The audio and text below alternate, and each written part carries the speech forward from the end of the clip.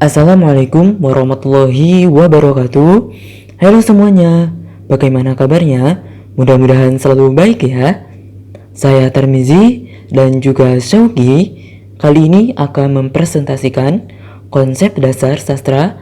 Sastra sebagai teks dalam konteks, memahami sastra sebagai pengalaman emotif dan kognitif. Mari kita simak bersama-sama.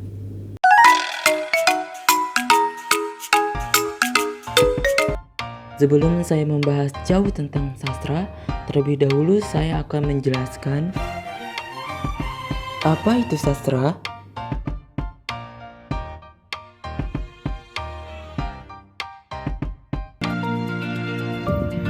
Sastra dan studi sastra.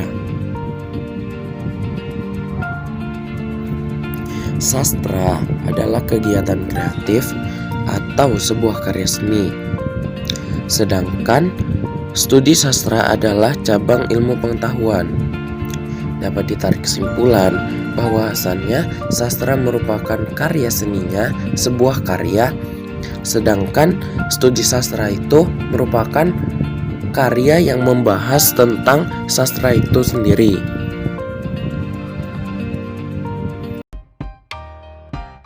Jadi, karya sastra merupakan karya imajinatif yang berupa tulisan atau bahasa yang indah, menghibur, serta pengalaman hidup penciptanya.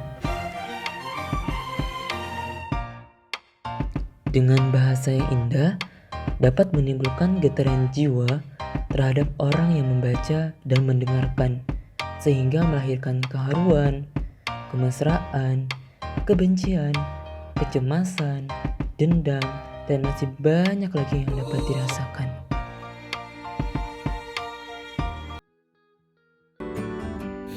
Setiap definisi sastra terikat pada waktu dan budaya, karena sastra adalah hasil kebudayaan.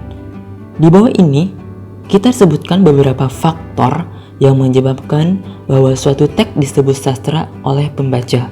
Yang pertama, dalam sastra ada penanganan bahan yang khusus. Ini tidak hanya berlaku untuk puisi, tetapi juga untuk prosa sastra.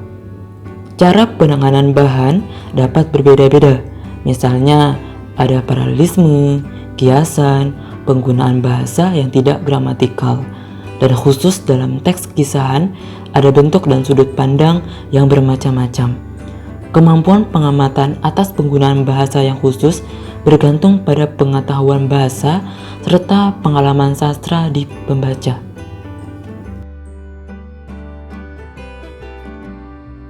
Kedua, dalam sastra barat masa kini, nampak kenyataan bahwa kebanyakan teks sastra ditandai oleh fiksionalitas atau rekaan.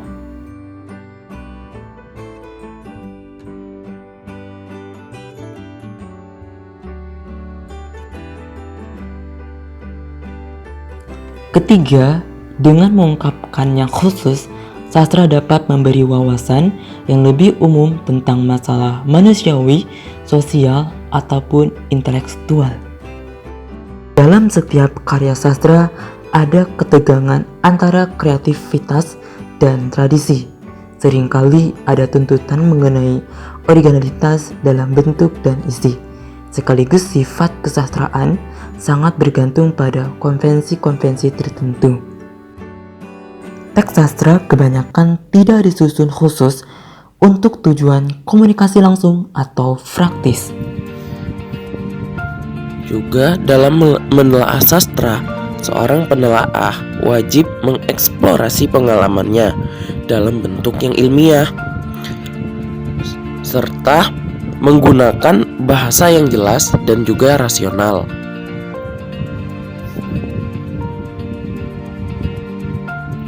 Hal ini menyita perhatian dari sejumlah teoretikus. Menurut sejumlah teoretikus, telaah sastra bukan merupakan ilmu. Namun, telaah sastra ialah menciptakan ulang sastra dalam bentuk yang berbeda. Contohnya, mengubah lukisan Mona Lisa menjadi sebuah tulisan. Namun ada juga teoritikus yang lain menganggap bahwa sastra itu tidak dapat ditelaah.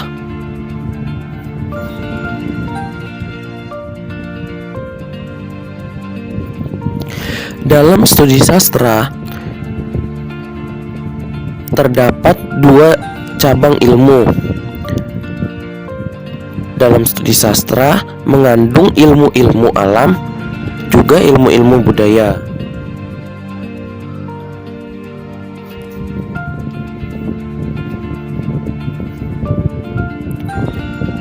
Adapun untuk penyelesaian masalah terdapat dua jalan keluar yang ekstrim. Yang pertama yaitu mengikuti metode-metode ilmiah atau ilmu sejarah dan sekedar mengumpulkan fakta-fakta secara umum. Sedangkan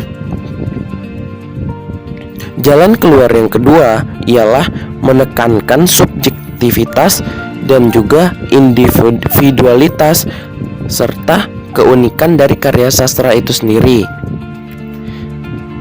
Sayangnya hal ini kurang efektif karena dalam sebuah karya sastra tidak semuanya memiliki 100% keunikan atau hanya berlaku pada golongan tertentu saja atau orang-orang tertentu saja. Karena masalah keunikan, tiap orang memiliki tingkat atau pandangan yang berbeda, atau dapat dikatakan bahwa keunikan itu relatif bagi tiap orang. Nah, untuk kritik sastra dan sejarah sastra sama-sama memaparkan ciri dari karya sastra.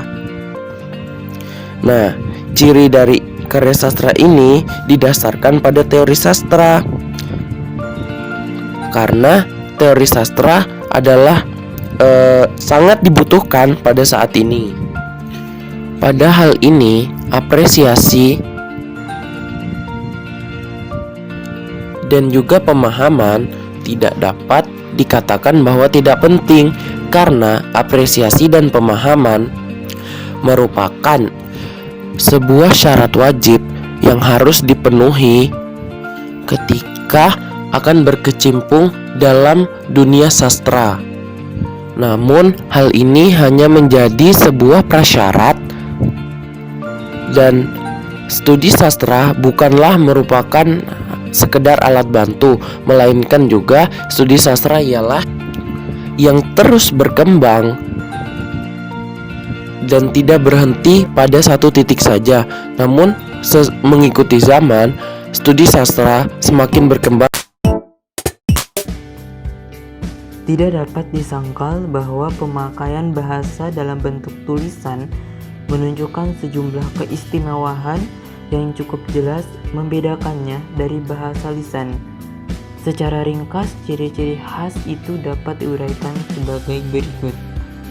Pertama, dalam pemakaian bahasa secara tertulis, baik si pembicara atau penulis maupun si pendengar atau pembaca kehilangan sarana komunikasi yang dalam pemakaian bahasa lisan memberi sumbangan paling hakiki untuk terjadi dan berhasilnya komunikasi. Sarana itu biasanya disebut suprasegmental dan paralingual atau ekstralingual. Yang dimaksudkan dengan suprasegmental ialah gejala intonasi, aksen, tekanan kata, tinggi rendahnya nada, keras lemahnya suara, dan banyak lagi. Gejala-gejala itu sebagian merupakan unsur sistem bahasa yang bersifat fonemik sehingga langsung relevan dengan pemahaman struktur kata. Dan kedua, dalam bahasa tulis biasanya tidak ada kemungkinan hubungan fisik antara penulis dan pembaca. Dalam komunikasi lisan, kita banyak bergantung pada kemungkinan yang diadakan oleh hubungan fisik. Pendengar melihat gerak-gerik pembicara yang seringkali sangat penting untuk menjelaskan apa yang dimaksudkannya. Ia dapat pula memberi reaksi langsung yang penting lagi untuk pembicara, sebab reaksi semacam itu memberi kemungkinan untuk mengecek apakah si pendengar memahami baik apa yang ingin disampaikan. Ketiga, dalam hal ini teks tertulis seringkali penulis malahan tidak hadir sebagiannya ataupun seluruhnya dalam situasi komunikasi. Keempat, teks tertulis juga mungkin sekali makin lepas dari kerangka referensi aslinya. Penulis mungkin mengarang tulisannya berdasarkan situasi tertentu, situasi pribadi, situasi sosial, dan lain-lain, tetapi pembaca tidak tahu situasi itu membina situasi dan kerangka acuan tersendiri. Berdasarkan situasi dia sendiri sebagai pembaca dan berdasarkan informasi yang terkandung dalam tulisan yang dibacanya. Kelima, tetapi pembaca mempunyai keuntungan lain. Kalau dibandingkan dengan pendengar dalam situasi komunikasi, tulisannya dapat diulang baca seberapa kali dianggap perlu atau penting. Dia dapat memikirkan isi tulisannya matang-matang. Kalau belum jelas dapat dibaca sekali lagi, dipikirkan lagi, dan seterusnya. Keenam, teks tertulis pada prinsipnya dapat direproduksi dalam berbagai bentuk, fotokopi, stensilan, buku, dan lain-lain. Yang berarti bahwa lingkungan orang yang terlibat dalam tindak komunikasi dengan bahan tulisan pada prinsipnya jauh lebih besar dan luas daripada yang biasanya terdapat dalam situasi bahasa lisan. Ketujuh, komunikasi antara penulis dan pembaca lewat tulisan pembuka kemungkinan adanya jarak jauh antara kedua belah pihak dalam hal ruang, waktu, dan juga dari segala kebudayaan.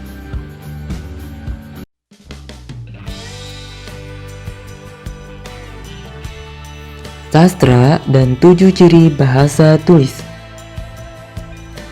Seperti yang tadi saya sudah jelaskan, bahwasanya bahasa tulis cukup jauh berbeda dengan bahasa lisan. Tidak dapat disebut mana yang lebih baik atau yang lebih tepat. Baik bahasa lisan maupun bahasa tulis ada untung dan ruginya, ada kekuatan dan kelemahannya. Berikut ini hal-hal yang berhubungan dengan 7 ciri khas karya sastra. Yang pertama, ciri khas karya sastra seperti yang dikemukakan oleh Emerson dalam bukunya yang terkenal Seven Types of Ambiguity. Potensi bahasa dalam hal ini tak terhingga, tetapi kalimat yang secara abstrak lepas dari situasi komunikasi normal seringkali ambigu. Dalam komunikasi lisan biasanya dijelaskan maknanya dengan alat-alat situasi tuturan yang biasa antara pembicara dan pendengar. Dengan kata lain, dalam acts of speech atau tindak tutur, sentence menjadi a tense, yang berarti bahwa maksud tujuan pembicara menjadi bagiannya, dan justru maksud tujuan itu seringkali diperkuat dan diperjelas oleh unsur-unsur suprasegmental dan paralingual. Sebaliknya, dalam tulisan potensi makna ganda itu dapat dipermainkan dan dimantapkan untuk menciptakan ketegangan, ketidakjelasan yang seringkali menjadi ciri khas sastra, khususnya puisi. 2. Karena dalam situasi bahasa tulis, si pembicara atau penulis bukanlah faktor yang tersedia dalam tindak komunikasi. Faktor ini pun dapat dipermainkan oleh pengarang karya sastra. Misalnya, pemakaian kata ganti sebagai aku dalam tindak ujaran yang normal, acuan kata aku jelas tak dapat tidak si pembicara yang menunjuk pada dirinya sendiri dengan kata aku, kecuali kalau ada petunjuk yang tegas bahwa yang dimaksudkan bukanlah dia sendiri. 3. Karena hubungan antara karya sastra dan penulis tidak jelas, malahan seringkali putus. Dengan sendirinya tulisan itu sendiri makin penting, menjadi pusat perhatian pembaca.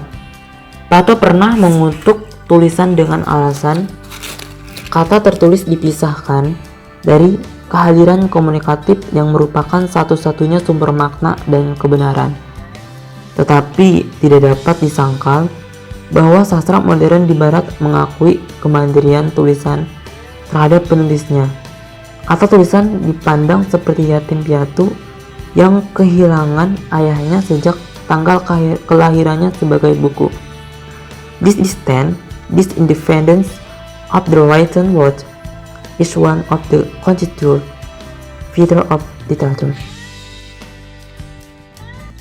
4. Hal itu diperkuat lagi oleh karena dalam situasi komunikasi tulisan, referen, atau acuan, yaitu hal dalam kenyataan yang ditunjukkan dalam tindak ujaran yang biasa, mungkin tidak jelas dan samar-samar pula. Dalam situasi komunikasi lisan praktis, tidak ada sesuatu dalam kenyataan yang dimaksudkan oleh pembicara dan yang harus dipahami oleh pendengar. Kelima, kemungkinan permainan konvensi yang makin ruwet makin menyesatkan pembaca karena kompleksitas makna berhubungan juga dengan monumentalitas karya sastra. Pembaca yang tidak berarti sebagai dalam situasi komunikasi oral, sekali dibaca sudah harus jelas. Oleh karena tulisan itu dapat diulang baca, dibolak-balikan, dimulai lagi, sampai akhirnya menjadi jelas. Atau paling tidak dapat kita berikan makna tertentu, entah maknanya benar ataupun salah. Maka terdapat juga kemungkinan untuk makin merumitkan komunikasi itu. Seakan-akan terjadi semacam permainan kejar-kejaran antara penulis dan pembaca. Keenam, kemungkinan reproduksi dalam berbagai bentuk sudah tentu sangat penting untuk sastra sebagai faktor kebudayaan. Umumnya dapat dikatakan bahwa potensi tersebar luasnya sebuah tulisan sastra memberi kepada banyak pembaca kemungkinan untuk membaca sendiri karya itu dan berhubungan dengan faktor-faktor, malahan memberi kebebasan interpretasi yang tidak terikat pada tujuan langsung dalam tindak komunikasi dari pihak pengarang. 7. Berkat kemungkinan menyimpan dan menyelamatkan sastra dalam bentuk tulisan dan menyebarluaskannya melalui batas waktu dan ruang, juga melampaui batas bahasa dan kebudayaan. Sastra menjadi gejala sejarah.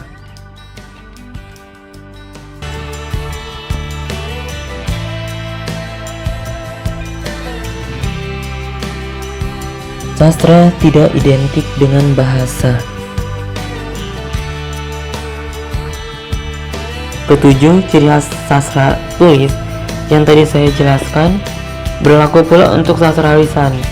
Maka jelaslah bahwa di sini pun tidak ada garis pemisah yang jelas antara sastra dan bukan sastra. Kebanyakan ciri itu sudah tentu tidak langsung relevan untuk sastra lisan, tetapi yang menarik perhatian juga, sastra lisan dapat menciptakan situasi komunikasi dan memanfaatkan konvensi yang mirip dengan yang disebut tadi untuk sastra tulis dengan nomor 1, 2, dan 5. Dalam sastra lisan, pemakaian bahasa seringkali jauh lebih rumit dan terpelihara ataupun menyimpang dari yang biasa dalam bahasa sehari-hari.